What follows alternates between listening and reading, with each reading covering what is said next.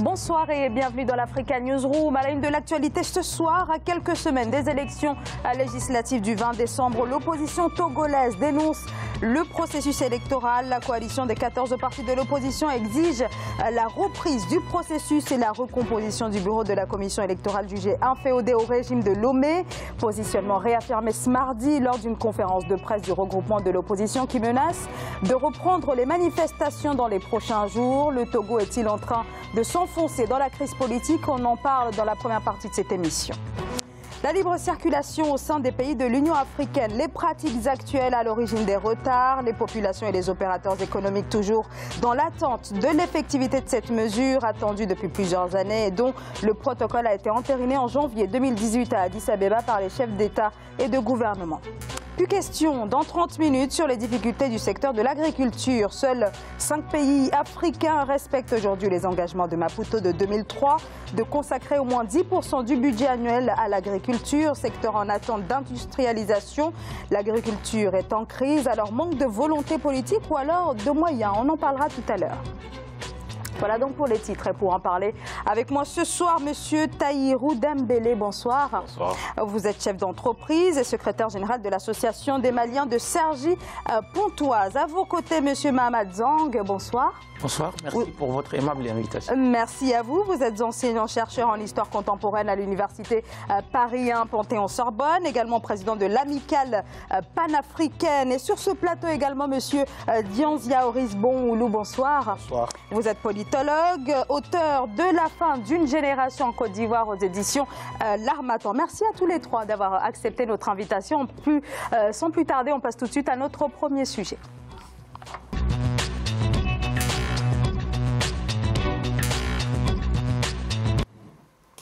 Au Togo, la coalition des 14 partis politiques de l'opposition continue de dénoncer des irrégularités dans l'organisation des élections législatives prévues le 20 décembre. Cela a été réaffirmé ce mardi lors d'une conférence de presse dans la capitale. L'opposition conteste la composition de la commission électorale et accuse le pouvoir d'aller à l'encontre des recommandations de la CEDEAO. La C14, qui dit craindre des fraudes lors du prochain scrutin, demande la reprise totale du processus électoral. Reportage entre correspondants sur place et Mefa Kofi.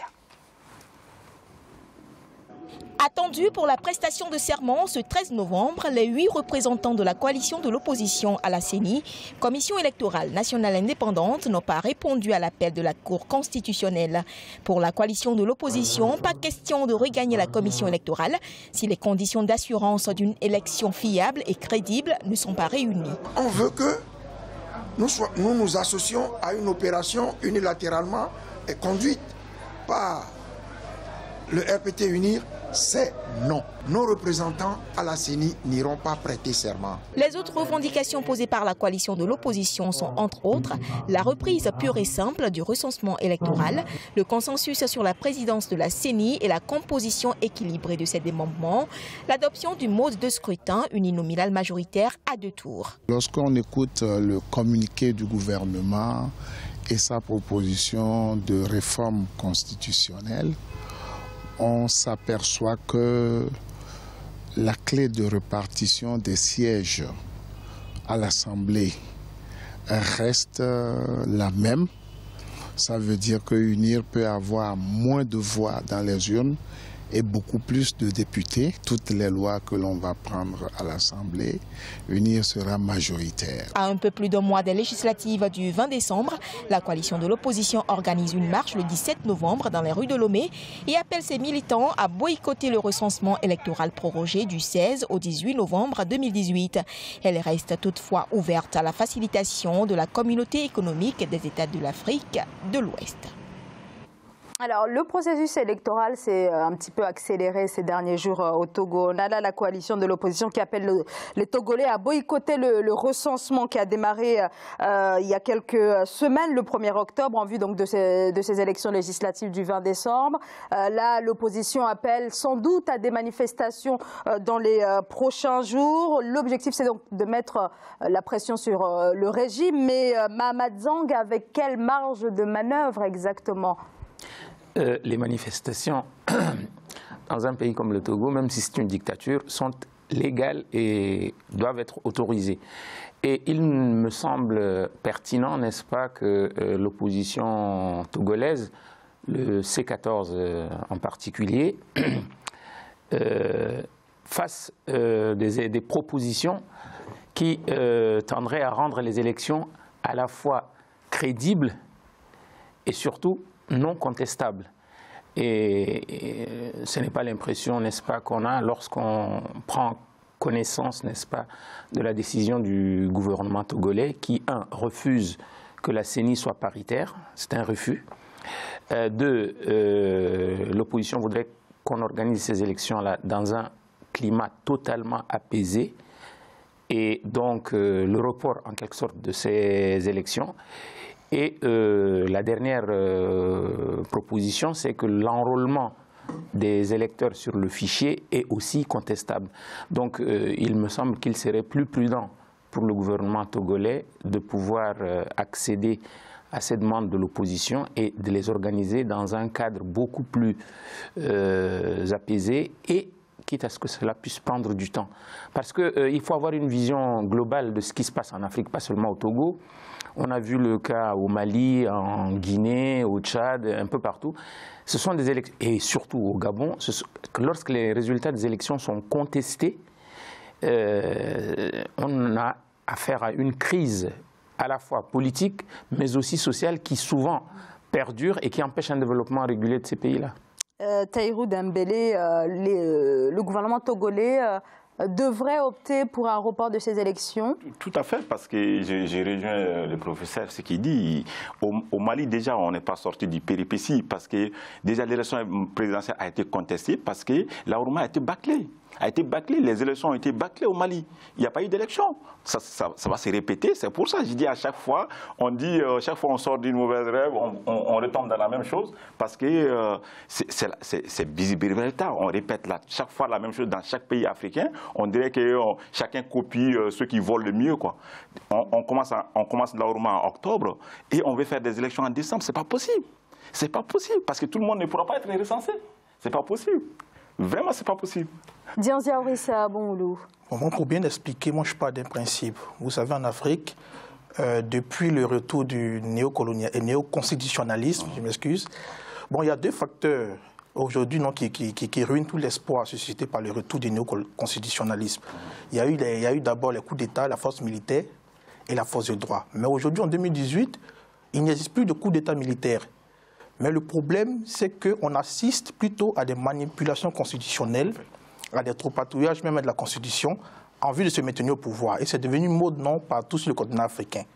Et ce sont ces ajustements-là qui radicalisent aujourd'hui les oppositions. Et sur ce plan, on peut dire que l'opposition congolaise a raison aujourd'hui de se radicaliser, vu tout ce qui s'est passé depuis 1963. Voilà, ils sont dominés par une famille. Mais est-ce que dans ce contexte-là, où le problème congolais est aujourd'hui géré par d'autres acteurs internationaux comme la CEDEAO, est-ce qu'aujourd'hui on peut encourager l'opposition à continuer dans le radicalisme? Bon, moi je pense qu'on doit plutôt essayer dans ce cas de se fier à la feuille de route, donc, qui a été mise sur pied par le comité de suivi de la CEDEAO. Alors justement, voilà. Est-ce que... Oui, peut-être je viens. Oui. Oui, poursuivez, oui. Voilà, donc par cette feuille de route qui a été mise sur pied par la CEDEAO. Et à partir de là, je pense qu'à partir du dialogue, on pourra trouver un compromis. Puisque de toute façon, les législatives du 20 décembre 2018 sont importantes, puisque la conquête même du Parlement peut permettre aussi à l'opposition de contrer toutes les manœuvres non du pouvoir. Mais seulement voilà, l'opposition conteste déjà la CENI qu'elle juge... C'est-à-dire que le comité de suivi de la CEDEAO, les principaux dirigeants du C14 se sont rendus, ont interrompu leur participation à la manifestation du début du mois de novembre, se sont rendus en Guinée, invité par le président Alpha Condé, et ce comité de suivi est aussi piloté par le président du Ghana. Nana Akufo. Et donc, c'est-à-dire que l'opposition ne se radicalise pas, elle participe pleinement et dans le cadre de la loi à ses obligations. Simplement, il y a une espèce de surdité volontaire de la part du gouvernement togolais. On ne peut pas quand même oublier le fait que c'est une seule famille qui dirige ce pays-là d'une main de fer depuis 1963. Ça ne peut pas continuer. Les Togolais ont besoin de changement, les Togolais ont besoin de respiration démocratique. Bon, j'ai dit, bon, l'opposition ne peut pas se radicaliser. Le pouvoir est déjà radicalisé parce que pour qu'ils soient radicalisés, ils veulent se mettre au pouvoir côte à côte. Ils ne veulent pas de changement. C'est un pouvoir qui ne veut pas de changement. Depuis 50 ans, depuis 60 ans, ils sont là. C'est la même famille, c'est les mêmes députés. Peut-être c'est les mêmes petits-fils qui sont députés maintenant. Parce que si on continue à faire ça, et à la fin, l'opposition, moi je les soutiens totalement. Ça va se répéter ce qui s'est passé au Mali. Si les élections du 20 décembre ont eu lieu pour les législatives, l'opposition aura 2 députés au maximum. Oui, Dianzia. Voilà, oui, effectivement, parce que, bon, d'abord, le mode de scrutin même des élections législatives, déjà, on peut les remettre en cause, puisque le scrutin est proportionnel, voilà, qui a été introduit dans les élections législatives. Moi, je pense que ça ne permet pas aux oppositions d'avoir des sièges. Tout va toujours en faveur du pouvoir en place. Tout à fait, tout à fait. Et aujourd'hui, il y a 2 tendances aujourd'hui qui traduisent les actions futures de l'opposition. La première préconise à ce que l'opposition empêche même carrément la tenue du scrutin du 20 décembre. Et là, je ne sais pas où est-ce qu'on peut en aller en choisissant cette voie-là. La deuxième tendance demande à l'opposition, au contraire, si elle est sûre de sa force de frappe, d'aller conquérir le Parlement. Ce qui aussi aura une issue peut-être non favorable. Et dans le cas contraire, on constate que la radicalisation de l'opposition est due aux actions qui sont menées par le pouvoir depuis se maintenir au pouvoir. Donc aujourd'hui, on ne sait pas dans quelle voie prendra cette opposition, mais moi je souhaite, en toute modération, qu'on se fie encore, une fois de plus, aux facilitateurs de la crise congolaise comme le président Nana Akufo-Addo ou le président Alpha Condé pour trouver encore une solution. Puisque quoi, je pense qu'avant-hier, il y a 2 jours déjà, le comité de suivi de la feuille de route avait déjà donné des recommandations. Mais ces recommandations ne sont pas suivies par le gouvernement. Une recommandation que je peux citer ici, où on demande à ce que soit prolongé de 3 jours c'est une farce. Les enrôlements. 3 jours, il y a combien de millions? Non, les enrôlements. Oui. Les enrôlements. 3 jours. Électorales.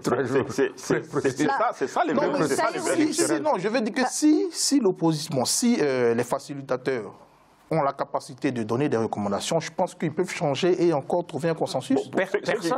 Personne n'a trouvé le relevé des conclusions du comité de suivi. Ce n'est pas publié encore. Oui. Et les représentants, le représentant de l'opposition ne l'ont pas en main, le texte final. Ça, c'est la première entourloupe. La deuxième, c'est que c'est quand même un marché de dupes. Oui. On demande aux gens de l'opposition d'accepter les règles qui sont celles-là en vigueur depuis très longtemps. Depuis 50 ans. Ça n'a pas changé. Donc, comment voulez-vous qu'ils aillent dans ces conditions-là? L'opposition togolaise démocratique reflète et transmet les aspirations profondes du peuple togolais. Oui. Tahirou Dembélé, sincèrement, je pense que l'opposition togolaise a été très très sage. Elle est responsable. Elle est responsable puisque elle n'est pas radicale, Alpha Condé, moi je le mets dans les mêmes sacs que ses dictateurs. Oui. Parce que lui, vraiment, il est aux côtés du fils et Adema. C'est la même famille en gros. Bon, lui, on va dire, les gens qui sont là depuis 60 ans, on fait un programme, on fait des enrôlements à 3 jours, on demande 3 jours, on demande la parité, hein, juste la parité dans la CENI, Commission nationale, c'est ça, hein, ils n'ont pas voulu. C'est grave. Moi, je me demande comment est-ce que l'opposition fera pour empêcher le déroulement. On n'est pas allé aux élections, tout simplement. On les laisse organiser. Ne pas aller aux élections, c'est aider le régime. Mais puisque le régime aura la totalité des sièges du Parlement. Ne pas aller aux élections. C'est la seule solution. Ça, c'est le calcul que le pouvoir veut mettre en vigueur. C'est-à-dire passer en force, organiser des élections, ils vont les gagner, et ensuite transformer la loi. Voilà. Ça aussi, c'est une possibilité. Pousser l'opposition à boycotter afin d'être les seuls maîtres du Parlement. Ils n'ont pas dit qu'ils allaient boycotter. La tendance, aujourd'hui, la tendance qui demande à ce que, parce que j'ai suivi hier l'intervention d'un expert congolais qui préconise à l'opposition... Alors, Togolais. Non, Togolais. Vous avez dit Congolais. Non, j'ai dit Togolais. Oui, alors, c'est pas grave. Oui, poursuivez. Donc, à demander à l'opposition d'empêcher par tous les moyens le déroulement de ces scrutins. Moi, je me demande si cette recommandation est quand même responsable. Comment est-ce qu'on va se dérouler, venir empêcher de force le déroulement du scrutin? J'ai entendu les propos de M. Jean-Pierre Fabre. Ce n'est pas ce qu'ils ont dit. Ils ont dit qu'ils vont continuer à manifester pacifiquement. Non, je parle d'un expert. Non, mais c'est ce qu'ils ont dit. Mais vous voyez, la répression féroce qu'il y a eu dans le fief de M. Tikpi à Sokodé, ça fait plus d'un an que la répression continue. Alors, et de manière extrêmement violente. Je voulais qu'on revienne quand même un moment sur le rôle de la CEDEAO. Est-ce qu'il n'y a pas quand même matière à questionner? Est-ce que la CEDEAO joue véritablement son rôle dans cette impasse? Puisqu'on voit clairement que les recommandations ne sont pas suivies. Donc, vraiment, je suis critique envers la CEDEAO parce qu'en tout et en tout, je pense que c'est limité à prendre des petits pots ensemble. Je pense que la CEDEAO est limitée à ça. Vraiment, ça, c'est une critique qui est justifiée et qui est réel aussi, qui est réel, on va dire la crise malienne. Ils font gagner du temps au pouvoir togolais. Tout le temps, Ce n'est pas une attitude sérieuse. La CEDEAO est en mesure d'expliquer tranquillement et clairement les choses à la dictature togolaise qu'il faut qu'elle accepte de jouer démocratiquement le jeu. Oui, tout à fait. Je trouve que je suis d'accord avec mes collègues qui disent que la CEDEAO est vraiment très souple. Elle est très souple. Très souple. Trop souple. Des dictateurs. Quant à la gestion. Elle manque de prise d'opposition. On a comme l'impression. C'est un principe qui ne bouscule jamais les chefs d'État. Elle se limite juste non à de simples recommandations. Oui. Mais elle ne peut pas influencer directement le déroulement même du processus. Elle se limite seulement qu'aux recommandations. Et depuis le début de la crise congolaise, même la question du retour à la Constitution de 1992, elle se limite à une simple recommandation, mais dans la pratique, on n'y voit rien. Voilà. Alors, tout à l'heure, quand vous parliez du retour des constitutionnalistes, tout le monde sait que le maître d'œuvre des transformations constitutionnelles au Togo, c'est un ancien professeur de droit français qui s'appelle Charles Debache et qui, depuis la mort du père Eyadema, a tripatouillé cette constitution-là pour permettre à Eyadema, fils fort, d'accéder au pouvoir, alors que légitimement et logiquement, il n'était pas celui qui devait venir au pouvoir. C'était le président de l'Assemblée nationale, M. Fambaré Nachaba. Tout à fait. Oui, c'est terrible pour l'Afrique. À chaque fois, c'est vraiment, il dit l'histoire, à chaque fois, on dit la magouille, la corruption, ici, on nous importe en Afrique et on accepte pour nos biens personnels, quoi, en gros. Il n'y a jamais eu un dirigeant africain ou même de la CEDEAO qui dit « je pense à l'Afrique ». C'est ça que je pense aux Africains. Je pense aux enfants, au futur de demain. On nous apprend à faire, à corrompre, à acheter, à voler les élections. C'est ça qui est terrible dans cette histoire-là. Quoi qu'il fait, on fait à notre faveur. C'est ça qui n'est pas bon. Alors, la marge de manœuvre de l'opposition, je reviens à ma première question, reste quand même assez limitée, puisqu'on voyait depuis le début de la crise, depuis un peu plus d'un an et demi, que la CEDEAO restait quand même l'un des seuls recours, finalement, pour une sortie de crise. En tout cas, c'était un petit peu la perception de l'opposition. Et là, on voit que l'organisation manque de prise de position. Et de l'autre côté, vous avez évoqué tout à l'heure les manifestations, mais seulement voilà, elles ne sont pas autorisées. Donc il y a de quoi interroger sur ce que peut faire l'opposition. Il y a une violation manifeste de la Constitution par le pouvoir en place. On ne peut pas empêcher des citoyens de manifester pacifiquement. C'est ce qu'ils ont fait. C'est la répression la plus violente. Donc il va falloir que l'opposition continue dans cette voie-là. Et le principal responsable de l'opposition avait même dit qu'il ne fallait pas énormément compter sur l'extérieur. Oui. On peut faire des pressions sur l'extérieur, mais il faut que ce soit le peuple togolais qui puisse se révolter. Où le problème il est profond. Il est très profond et je me demande comment est-ce que l'opposition pourra s'en sortir dans cette impasse. Il est tellement profond qu'on nous avons affaire aujourd'hui à un jeune président qui a été préparé depuis des années par son père, sous le soutien de plusieurs puissances occidentales, avec une finesse dans la manipulation constitutionnelle. Et aujourd'hui, vraiment, je pense qu'il sera très difficile pour l'opposition de changer les choses. Tant que ces dispositions constitutionnelles et légales ne sont pas modifiées pour un scrutin compétitif et loyal, je pense que ça sera vraiment très difficile. Merci beaucoup à tous les trois pour vos explications. Voilà donc pour cette contestation au Togo du processus électoral, donc l'opposition qui demande une reprise globale de tout le processus donc, en vue des élections prévues par le gouvernement au 20 décembre. On marque une très courte pause et on se retrouve dans quelques instants pour la deuxième partie de l'Africa Newsroom. À tout de suite.